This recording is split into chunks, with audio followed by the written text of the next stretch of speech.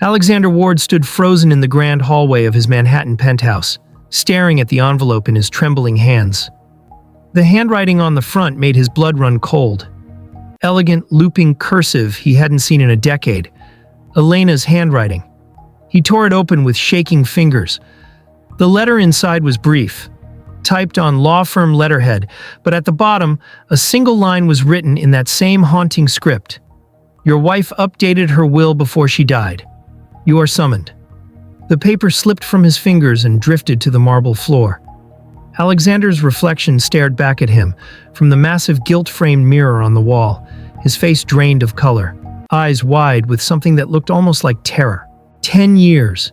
10 years since he'd buried her. 10 years since the world had moved on from the tragic accident that took Elena Ward's life. 10 years since he'd inherited everything and built an empire on the foundation of her family's wealth. Alexander Ward was untouchable now. A tech billionaire whose face graced magazine covers, whose opinions shaped markets, whose scandals were whispered about in boardrooms and elite social circles. He had everything he'd ever wanted, everything he'd killed for. But as he stood there, the letter at his feet, one thought hammered through his mind. Someone knows. 3 days later, Alexander's black Mercedes pulled up to a small, weathered building in a town 2 hours outside the city. The law firm of Hendricks and Associates looked nothing like the sleek corporate offices he was accustomed to. This was old money territory, the kind of place where secrets were kept and families destroyed each other quietly, behind closed doors. He pushed through the heavy wooden door, his $1,000 shoes clicking against worn linoleum. A receptionist with steel gray hair looked up at him with an expression that was neither welcoming nor surprised. Mr. Ward, they're expecting you. Third door on the left. Alexander walked down the narrow hallway, each step feeling heavier than the last. His palms were sweating. When had he last felt this afraid? Not in years. Not since the night Elena died. The office was small and cramped, lined with legal books that looked older than he was. Behind the desk sat a man in his 60s with sharp eyes and a harder expression. Mr. Ward, I'm Thomas Hendricks. Please sit down. Alexander remained standing. What is this about? That letter, it's some kind of sick joke. My wife has been dead for 10 years. Hendricks opened a file on his desk, his movements deliberate and unhurried. Mrs. Elena Ward came to this office 11 years ago, Mr. Ward. She was 7 months pregnant at the time. She was also terrified. Alexander's jaw clenched. My wife was not terrified. She was depressed, anxious maybe, but she was terrified of you. Hendricks looked up, his gaze cutting through Alexander's protest like a knife. She sat where you're standing now and told me she believed you were going to kill her. The words hung in the air between them. Alexander felt his heart hammering against his ribs. He forced himself to laugh, but it came out hollow and strained. That's absurd. Elena was mentally unstable after her accident. Everyone knew that. She was wheelchair-bound, pregnant, dealing with chronic pain and medication. She wasn't thinking clearly. She was thinking very clearly, Mr. Ward. Clear enough to change her will without your knowledge. Clear enough to put certain safeguards in place. Hendricks slid a document across the desk. This is Mrs. Ward's final will and testament, executed 1 week before her death. In it, she removes you as a beneficiary entirely. Alexander's legs suddenly felt weak. He sank into the chair, his eyes scanning the document. That's impossible. I inherited everything. The estate, the stocks, her family's assets, all of it came to me. That was her previous will, Mr. Ward. The one you knew about. This one supersedes it. All of Mrs. Ward's assets, her family inheritance, her trust funds, everything was reassigned to one person. Hendricks paused, letting the weight of his words settle. Her unborn child. Alexander's mind was racing. But the baby didn't survive. Elena fell down the stairs. The trauma, the stress, she went into premature labor and... He stopped, his own words catching in his throat. Hendricks leaned forward. Who told you the baby didn't survive, Mr. Ward? The question hit Alexander like a physical blow. He opened his mouth, but no words came out. He'd never actually seen the baby, never held it, never been told directly by a doctor. He just Assumed. Everyone had assumed. The medical examiner's report states that Elena Ward died from complications following a fall. Hendricks continued, his voice steady and cold. But there's no mention of the baby's death in any official record. No death certificate, no burial record, nothing. Alexander's hands gripped the armrests of his chair. What are you saying? Hendricks opened another file and pulled out a photograph. He placed it on the desk where Alexander could see it. It was a small white hospital band, the kind they put on newborns. The label read, Baby Ward, Stable. Your child may be alive, Mr. Ward, and if he is, everything you've built over the last 10 years belongs to him. Alexander stared at the photograph, his vision blurring. This couldn't be happening. He'd been so careful. He'd planned everything down to the last detail. Elena's medication, the timing, the fall. It was supposed to look like an accident. It did look like an accident. The police had barely investigated. There was no suspicion, no charges, no questions. But a living heir changed everything. Where is the child? Alexander's voice came out as barely a whisper. That information is protected, Mr. Ward. Mrs. Ward appointed a guardian in her will. Someone she trusted implicitly. Someone she believed would protect the child from you. Alexander's head snapped up. Who? Hendricks closed the file. That's not something I'm at liberty to discuss. However, the guardian has been notified of your presence here today. They now know that you're aware of the will's existence. He stood, signaling the end of the meeting. I suggest you prepare yourself, Mr. Ward. The truth has a way of surfacing, no matter how deep you bury it. Alexander drove back to the city in a daze, his mind spinning through possibilities and implications. If the child was alive, if there was a guardian, if Elena had somehow planned all of this, he slammed his fist against the steering wheel. How had she known? How had she suspected? He thought back to those final months. Elena in her wheelchair, quiet and withdrawn. He'd thought she was defeated, broken. But maybe she'd been watching, waiting, planning. Back at the penthouse, Alexander tore through Elena's old belongings, boxes he'd shoved into storage and never looked at again. Photo albums, journals, letters. He was looking for something, anything, that might tell him who she would have trusted. Her sister? No, they'd been estranged for years. Her parents were dead. Friends? Elena had become so isolated after the accident, trapped in the mansion, dependent on him for everything. Who could she have possibly reached out to? His phone buzzed. An unknown number. Alexander stared at it for 3 rings before answering. Mr. Ward. The voice was male, deep, unfamiliar. You've been asking questions. Who is this? Someone who knows what you did. Someone who's been waiting for you to slip up. Alexander's grip tightened on the phone. What do you want? I want you to know that Elena was right about you. She told me everything, Mr. Ward. Every suspicion, every fear. She knew you were going to kill her. And she made sure that when you did, there would be consequences. Where's my child? Alexander's voice cracked. Your child? The man laughed, bitter and cold. You gave up that right when you murdered his mother. You can call the police, Mr. Ward. Tell them you received a threatening call. But then, you'd have to explain why someone would threaten you over a child you claim doesn't exist. Wouldn't you? The line went dead. He felt the walls closing in. He needed answers. He needed to know if the child was real, where it was, who had it. He needed to protect what was his. The next morning, Alexander hired a private investigator. Within 48 hours, he had a list of everyone Elena had been in contact with during her final months. The list was shorter than he expected. A few medical professionals, her therapist, and one name that made him pause, Detective Marcus Hale. Alexander remembered him vaguely. A police detective who'd been assigned to a break-in at their mansion 2 years before Elena's death. He'd interviewed Elena separately, taken her statement. Alexander had thought nothing of it at the time, but now, staring at the name, something clicked. The way Elena had seemed almost relieved after speaking with the detective. The way she'd asked for his card said she felt safer knowing he was looking into things. Had she confided in him? Had she told a police detective she suspected her husband wanted her dead? Alexander's hands shook as he pulled up Detective Hale's information.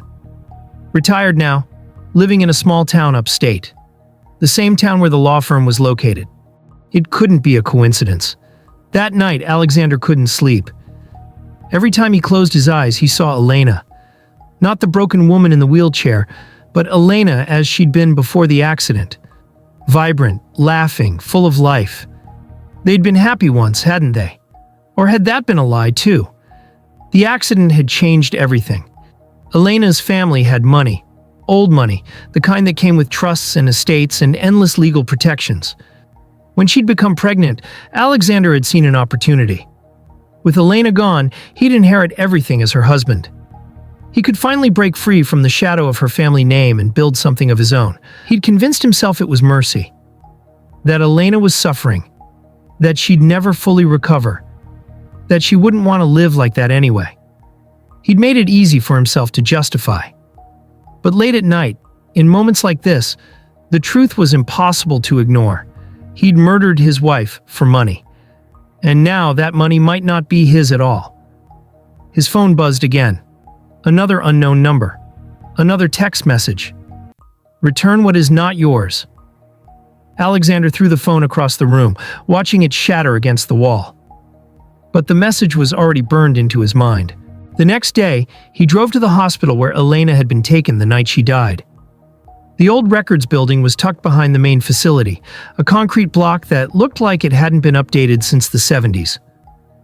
I need to see birth records from 10 years ago, Alexander told the clerk, a tired-looking woman with glasses hanging from a chain around her neck. Family member? I'm the father. She looked at him for a long moment, then turned to her computer. Her fingers clicked across the keyboard. Click, click, click, then nothing. There's no record of a live birth under your name on that date, Mr. Ward. That's impossible. Check again. She did. Same result. I'm sorry, sir. If there was a birth, it's not in our system. Then where would it be? She shrugged. Sometimes emergency transfers go to other facilities. Sometimes records get misfiled. Sometimes... She trailed off, giving him a meaningful look. Sometimes they disappear. Alexander leaned across the counter. For how much? Excuse me? How much would it cost to make you remember something you've forgotten? The woman's expression hardened. I think you should leave, Mr. Ward. He slammed a hand on the counter. I need to know what happened to my child. Sir, I'm going to have to ask you to... Please. The word came out strangled, desperate. Please, just tell me if there was a baby. Just tell me if my son survived. The woman's face softened slightly.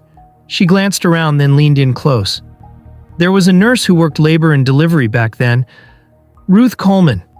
She retired 5 years ago. Lives over on Maple Street. Maybe she remembers something the computer doesn't. Alexander was in his car within minutes, the address already pulled up on his phone. Ruth Coleman's house was a small ranch-style home with a garden full of roses. She answered the door in a cardigan and slippers, her white hair pulled back in a bun. Mrs. Coleman? My name is Alexander Ward. I need to ask you about a night 10 years ago. Her expression changed instantly. Recognition and something else flashing across her face. Fear. I don't talk about my patients, Mr. Ward. She was my wife, Elena Ward. She died that night, but I need to know about the baby, please. Ruth's hand tightened on the door. You should go. I'll pay you. Name your price. This isn't about money. Then what is it about? Alexander's voice rose with frustration. What happened that night? What aren't you telling me? Ruth looked past him, scanning the street as if checking for witnesses. Then she opened the door slightly wider. 5 minutes. That's all you get. Inside, she didn't offer him a seat. She stood with her arms crossed, a wall of silent judgment. Tell me about the baby, Alexander said. Ruth took a deep breath. Your wife came in hemorrhaging. She'd fallen down a flight of stairs. She was critical, fading fast. But the baby's heartbeat was strong. We performed an emergency C-section. And we pulled out a healthy baby boy, 6 pounds, 4 ounces. He was crying, breathing on his own. Perfect. Alexander felt something break inside his chest. Where is he? Ruth's eyes were hard. Your wife wasn't dead when they took him, Mr. Ward. She was barely conscious, but she was alive. And she was crying, begging them not to let you anywhere near her baby. The room seemed to tilt. What? She knew. Somehow she knew what you'd done. Or what you were going to do. Her last words were about protecting that child from you. Ruth stepped closer, her voice dropping to barely a whisper. A man came 30 minutes after the birth. He had legal papers, custody documents, everything official. He took that baby and I never saw either of them again. Who was he? What was his name? I don't remember. You're lying. Maybe I am. Ruth moved to open the door. Or maybe I'm protecting a child from a monster. Now get out of my house before I call the police. Alexander stumbled back to his car, his mind reeling. A man with legal papers, custody documents. 30 minutes after the birth. Elena had planned this. While she was dying, while she was bleeding out on that operating table, she'd been executing a plan to save their child from him. His phone buzzed. Not a call this time. An email. From an address he didn't recognize. The subject line read, "The truth survives." Inside was a single audio file. Alexander's hands were shaking so badly he could barely click it open. Elena's voice filled the car, thin and weak but unmistakable. My name is Elena Ward. If you're hearing this, it means I'm dead. And it means Alexander did exactly what I feared he would do. He's been planning this for months. The look in his eyes when he watches me, the way he handles my medication, the questions about my will. I know what's coming. I can feel it. Her voice broke. Alexander felt tears streaming down his face, but he couldn't move to wipe them away. I'm leaving this recording with Detective Marcus Hale. He's the only person I trust. He's promised me that if anything happens, if I die under suspicious circumstances, he'll make sure my baby is protected. He'll make sure Alexander never touches one penny of my family's money. He'll make sure the truth comes out. There was a pause, the sound of her breathing, labored and painful. Alexander, if you're hearing this, know that I forgive you. But forgiveness doesn't mean I'll let you win. You took everything from me. My mobility, my freedom, my life. But you won't take my child. You won't take my legacy. The truth survives, even when I don't. The recording ended. Alexander sat in his car outside Ruth Coleman's house, sobbing like he hadn't cried since he was a child. Everything was falling apart. Everything he'd built, everything he'd stolen, it was all crumbling around him. And somewhere out there, his son was alive. Being raised by a man who knew exactly what Alexander had done. He had to find them.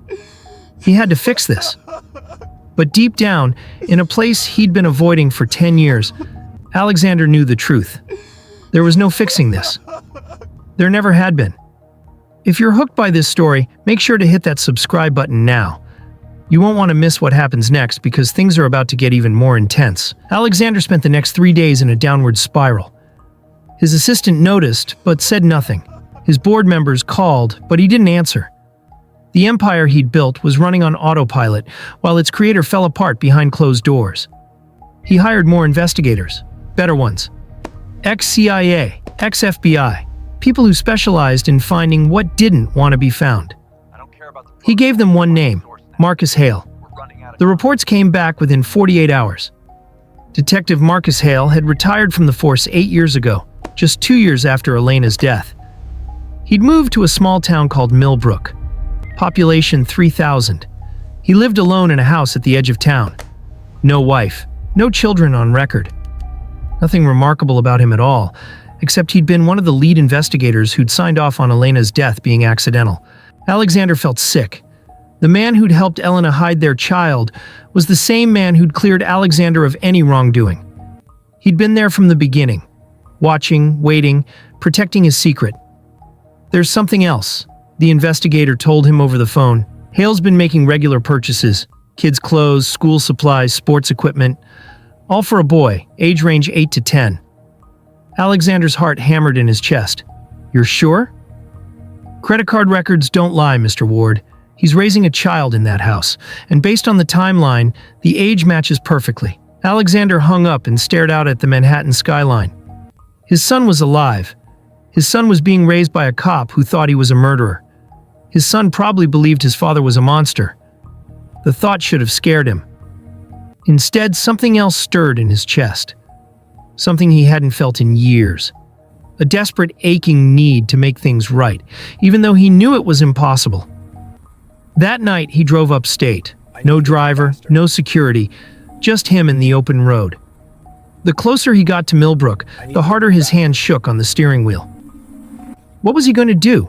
Storm in and demand his son back? Explain to a 10-year-old boy that his mother had lied about his father? Somehow convince Marcus Hale that the man who murdered his mother deserved a second chance? There was no plan. For the first time in his calculated, controlled life, Alexander Ward had no idea what he was doing. He found the house just before midnight. A small two-story, with a wraparound porch tucked back from the road with trees on all sides. Lights were on in the upstairs windows. Someone was awake. Alexander parked down the road and approached on foot, his expensive shoes crunching on the gravel driveway. He made it halfway to the porch when the front door opened and a man stepped out. Marcus Hale looked older than his photographs. Gray hair, lined face, but his eyes were sharp and hard. He was holding something at his side. Alexander realized with a jolt it was a gun. "That's far enough, Mr. Ward. I'm his father whether you like it or not. Biology doesn't make you a father, Ward. You gave up that right when you decided Elena's money was worth more than her life." A light flickered upstairs. A small silhouette appeared in the window. Alexander's breath caught. The boy, his son. "Dad?" A young voice called from inside. "Is everything okay?" "Dad." The word hit Alexander like a physical blow. His son called Marcus Hale, "Dad." Marcus glanced back at the house. "Go back to bed, Julian. Everything's fine." Julian. His son's name was Julian. The shadow in the window disappeared. Marcus turned back to Alexander, his expression murderous. "You've terrorized us enough. Leave now or I call the police and tell them everything." "Everything? You mean the evidence Elena left? The recordings, the documents?" Alexander took a step forward despite the gun. "Do it, call them, expose me." "But you won't, will you? Because the moment you do, you lose custody of Julian. He becomes a ward of the state. Or worse, he goes to Elena's family, people who never cared about her when she was alive. You've protected him for 10 years by staying silent. You're not going to break that silence now." Marcus's finger tightened on the trigger. For a moment, Alexander thought he might actually shoot.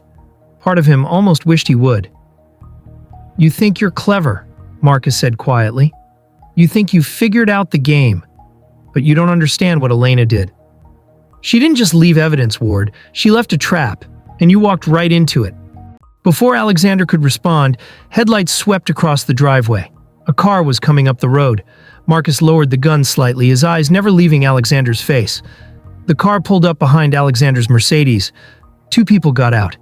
Alexander recognized one of them immediately. Thomas Hendricks, the lawyer. The other was a woman in her 40s, carrying a briefcase. "Mr. Ward," Hendricks said, walking toward them with measured steps. "I was hoping we wouldn't have to do this, but you've left us no choice. This is District Attorney Rebecca Chen." Alexander felt the ground shift beneath him. "What is this?" The DA stepped forward, her expression professional and cold. "Mr. Ward, I have a warrant for your arrest in connection with the death of Elena Ward. That's impossible. She died 10 years ago. The case was closed." "New evidence has come to light," Chen said, pulling a document from her briefcase. "Audio recordings, medical records, witness testimony. We have enough to charge you with first-degree murder." Alexander's vision swam. "You can't do this. The statute of limitations doesn't apply to murder, Mr. Ward." Chen signaled, and two uniformed officers appeared from the second car Alexander hadn't noticed. "Alexander Ward, you're under arrest for the murder of Elena Ward. You have the right to remain silent." The words blurred together as the officers approached. Alexander looked at Marcus, standing on his porch with the gun still in his hand, his face unreadable. "Why now?" Alexander asked, his voice breaking. "Why wait 10 years?" Marcus finally smiled, but there was no warmth in it. "Because Elena told me to wait. She wanted you to build your empire, to feel secure, to believe you'd gotten away with it. She wanted you to have everything to lose, and now you do." The officers handcuffed Alexander, leading him toward their car. As they passed the house, he looked up at the window where Julian had been standing. The boy was there again, watching, his small face pressed against the glass. Their eyes met for just a moment. Alexander saw Elena in that face, the shape of the eyes, the curve of the mouth. But there was something else there too. Something harder. Julian didn't look confused or scared. He looked like he'd been waiting for this moment his entire life. "Julian knows?" Alexander whispered. "You told him." "Elena left him letters," Marcus said from the porch. "One for every birthday. The last one, to be opened when you were finally caught, explains everything. Who she was, who you are.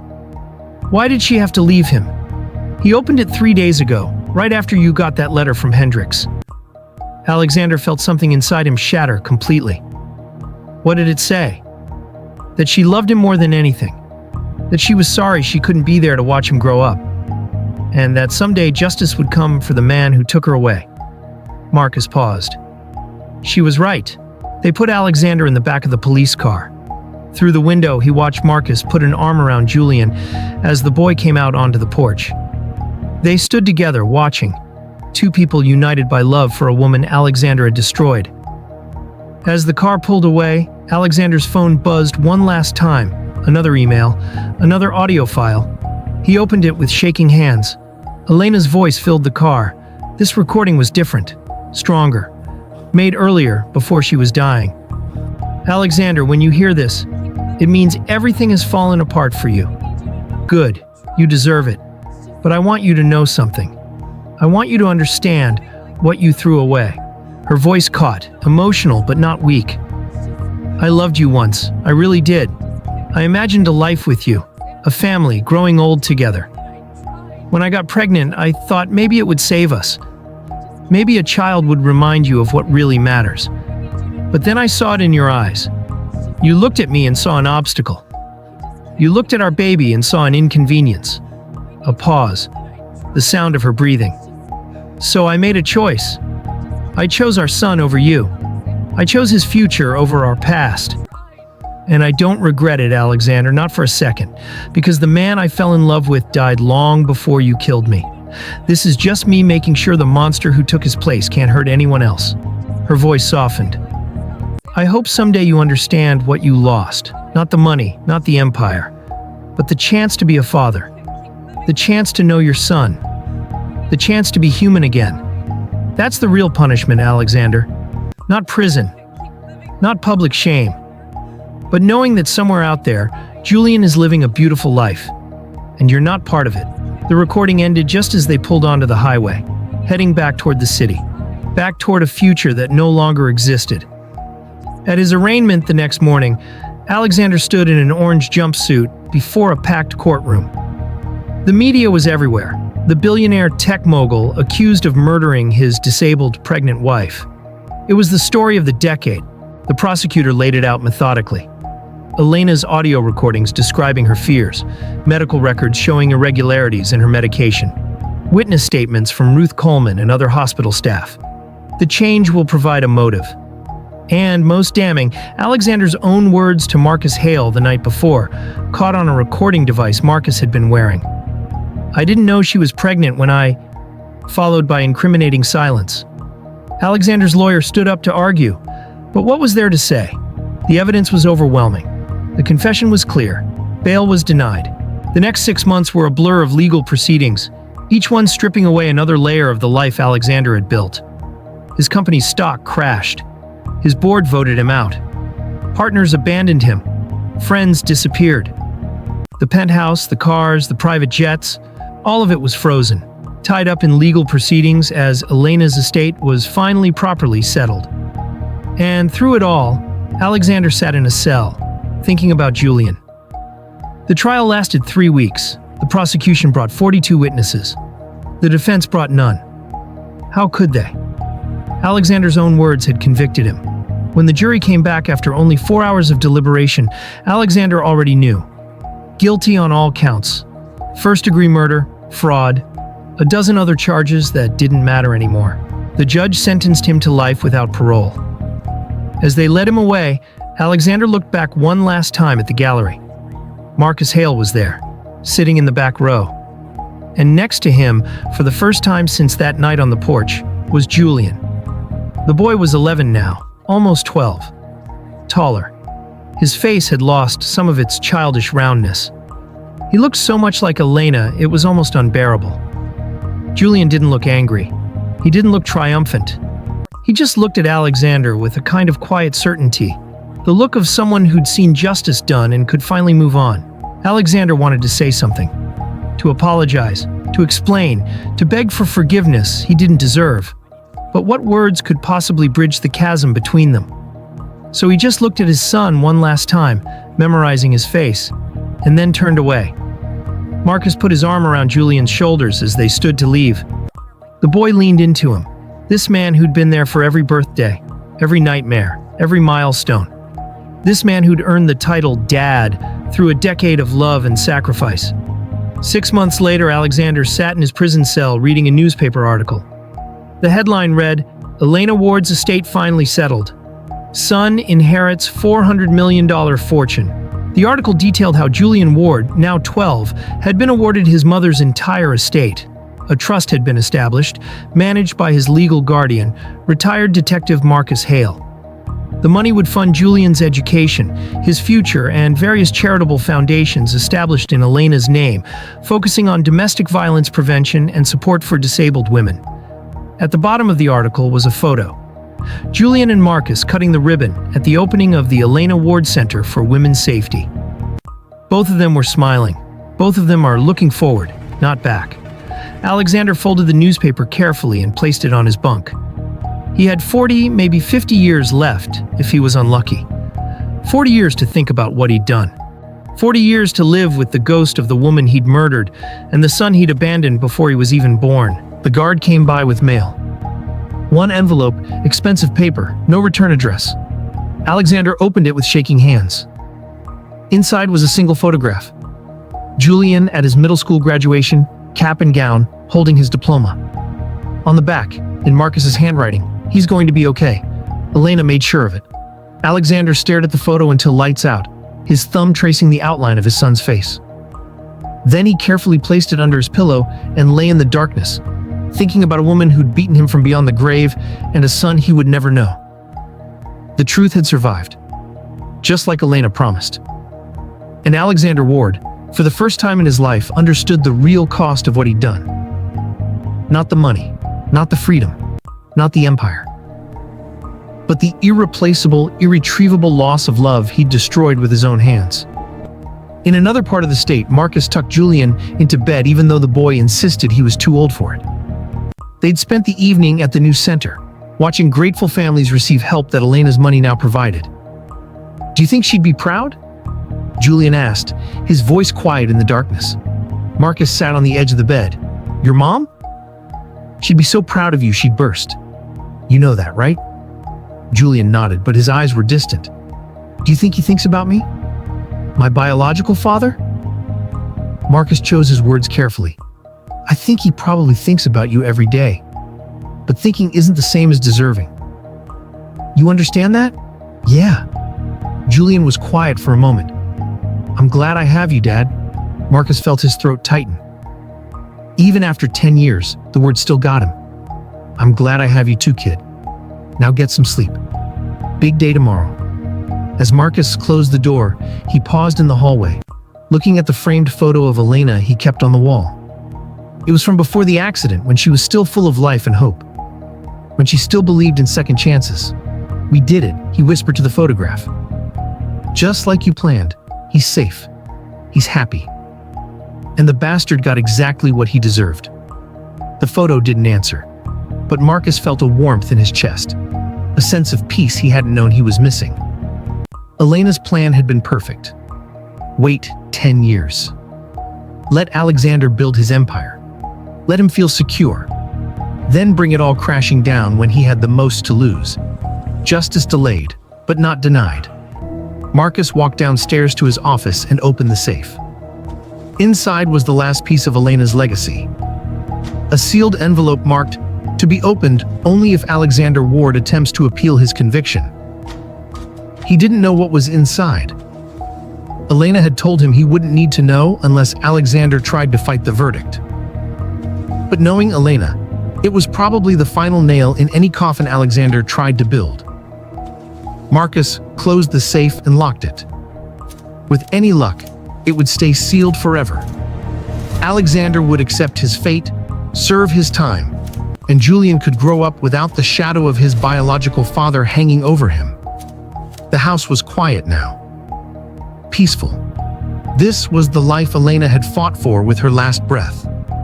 A safe place where her son could become whoever he was meant to be, free from the poison of his father's greed. Marcus poured himself a small whiskey and raised the glass toward Elena's photo one more time. "The truth survived," he said softly. "Just like you promised. Rest easy, Elena. We've got it from here." And that's the end of this incredible true crime story. If you made it this far, you absolutely need to hit that subscribe button and turn on notifications, because we post stories like this every week that will keep you on the edge of your seat. Drop a comment below telling us what you thought about Elena's revenge plan. Was it brilliant or brutal?